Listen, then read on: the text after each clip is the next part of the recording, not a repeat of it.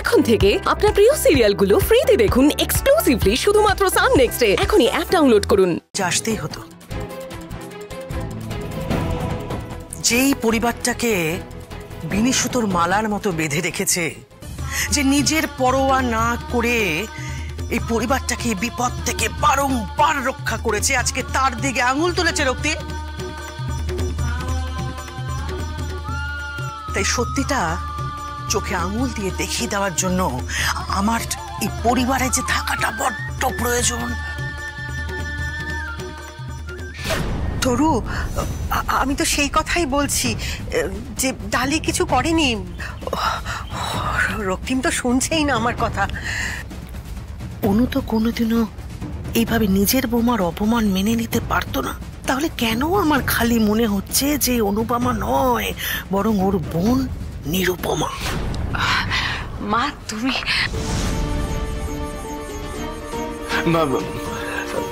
বড় মা, আজকে তুমি জানো না ডালি কি করেছে কি না করেছে, সেই সব কথা আমি পরে শুনবো, কিন্তু তার আগে আমার সইয়ের সাথে আমার অনেক কথা আছে। তোমরা একটু ঘরের বাইরে যাও।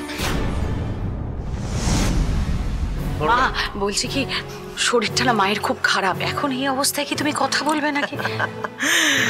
আমার সই অনেক দিন বাদে ফিরে এসেছে, তাই আমার সইয়ের শরীর মন যাই থাকুক না কেন আমার সাথে দুদণ্ড কথা বলার জন্য ওর সময় সুযোগ ঠিক হয়ে যাবে। তাছাড়া আমাকেও তো দেখে বুঝে নিতে হবে যে আমার শরীর কেমন আছে, মন কেমন আছে, সে আদৌ আমার সই কিনা, নাকি সইয়ের মতন কেউ।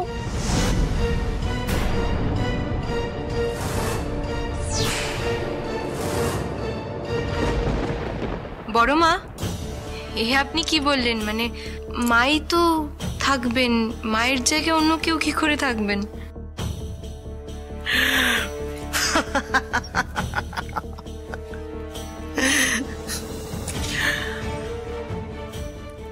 আমি সে কথা বলিনি। আমি বলেছি যে আমার সই এতদিন বাদে ফিরে এসেছে, তো তাই আমায় বুঝে নিতে হবে না যে আমার সই আবার পাল্টে যায়নি, তো ঠিক আগের মতোই আছে। তো আমাকে একবার যাচাই করে দেখে নিতে হবে না? 2 মিনিট কথা বললেই আমি ঠিক বুঝে যাবো কিরম অনু, তাই তো? হ্যাঁ মা, তুমি একটা চমৎকার কথা বলেছো। তোমরা কথা বলো, এসব চলো আমরা বরং বাইরে যাই। হ্যাঁ ভাই, চলো। তুমি যাবে না মা? সই এসছে, সইয়ের সাথে একটু গল্প করো। চলো চলো, চলে এসো। চলো চলো, এসো এসো, গল্প করুক দুই সই।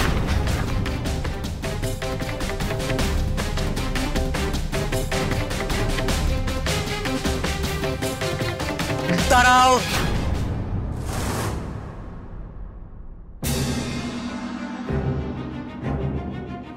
রক্তিম, তুমি আমার সইকে নিয়ে কোনো চিন্তা করো না।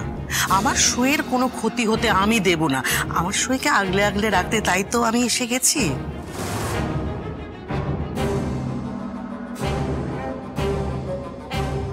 দাঁড়াও, তুমি যাবে না, তুমি এখানেই থাকবে, কিন্তু আর কেউ না। কি করতে চাইছে তরুদি? আমাকে কি চিনে ফেললো?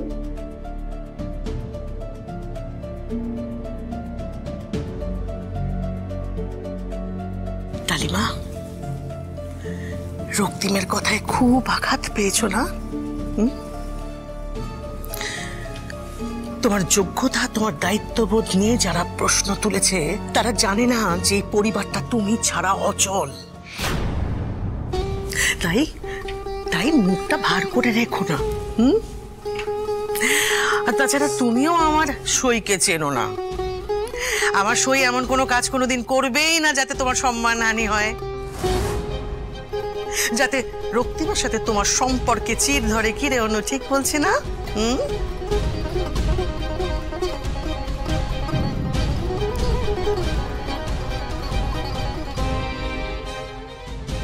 ও সই, তুই এতদিন বাদে ফিরে এলি, হ্যাঁ?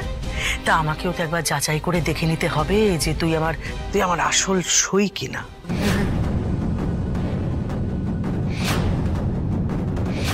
হে ভগবান, এই বুড়িকে আবার কে ডাকলো? না জানি কি প্রশ্ন করবে, আর পান থেকে চুন খসলেই তো আমাকে ধরে ফেলবে। কি করি? আজ আমাকে যাচাই করে নিতেই হবে যে তুমি সত্যি আমার সই, না আমার সন্দেহটাই ঠিক। আমি সন্দেহ করছি না মা।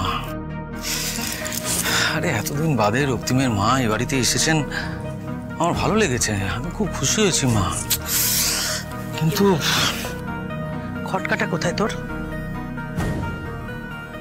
মনটা মানছে না। আমি তো ওনাকে চিনি, মানে ওনার আগের অনেক কথা মনে নেই। উনি এই একরকম ব্যবহার করছেন, আমার মনে হচ্ছে এটা আমার অনুমা। পর মুহূর্তে উনি এমন কিছু করছেন, আমি কনফিউজড হয়ে যাচ্ছি মা। সেই জন্য আমি তোমায় বললাম যে আপাতত তীর্থ ক্যান্সেল করে তুমি চলে এসো। বুঝতে পারছিলাম না, আমার মনে হলো মা তোমার সইকে তোমার চেয়ে ভালো আর কে চিনবে বলো?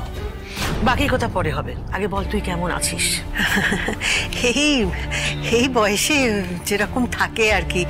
তবে কি বলতো, এই যে ছেলে মেয়েদের কাছে ফিরে আসতে পেরেছি এটাই অনেক, মানে আনন্দে মনটা ভরে গেছে। এবারে তো আপনজনদের মাঝে থেকে উপরে গেলেই হয় আর কি। মা, এসব কি বলছেন আপনি?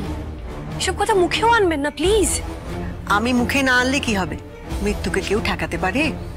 আমার যখন যাবার সময় হবে তখন তো আমাকে যেতেই হবে মা।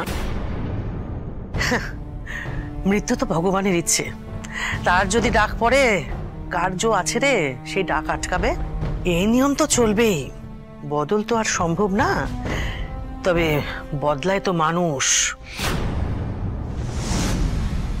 একই মুখের অন্তরালে লুকিয়ে থাকে অন্য কোনো মুখ, তখন কোনটা সত্যি কোনটা মিথ্যে বোঝা বড়ই মুশকিল। বড় মা মায়ের সাথে এইভাবে কথা বলছে কেন? কেমন ধাঁধার মতো শোনাচ্ছে। হঠাৎ সত্যি মিথ্যের কথা মানে আড়াল করছে বলছিস কেন রে? আসলে সৌমেনের কাছ থেকে প্রথম যখন খবরটা পেয়েছিলাম যে তুই এসছিস, তখন কিন্তু আমার এক মুহূর্তের জন্য মনে হয়েছিল যে তুই অনু নোস।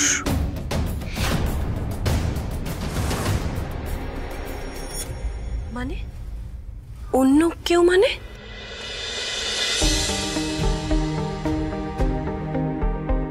এইভাবে বিপদে ফেলার কোনো মানে হয়? ওই বুড়িটাকে কে ডেকেছে এখানে? আস্তে কথা বলো, একদম আস্তে কথা বলো। আমি নিশ্চয়ই নিজের পায়ে নিজে কুড়ুলটা ইচ্ছা করে মারবো না। নিজে জেনে মারো আর না মারো, কুলটা তো পাই পড়েছে। এবারে বুড়িটা মমসিকে কি প্রশ্ন করবে কে জানে, মমসি ফেসে না যায়। প্লিজ। আচ্ছা সৌমেন, দেখছো বাড়ির এরকম একটা অবস্থা, মায়ের এরকম অবস্থা, তার মধ্যে তুমি মাকে বাড়িতে নিয়ে চলে এলে বলো? এইভাবে কথা বলছো কেন?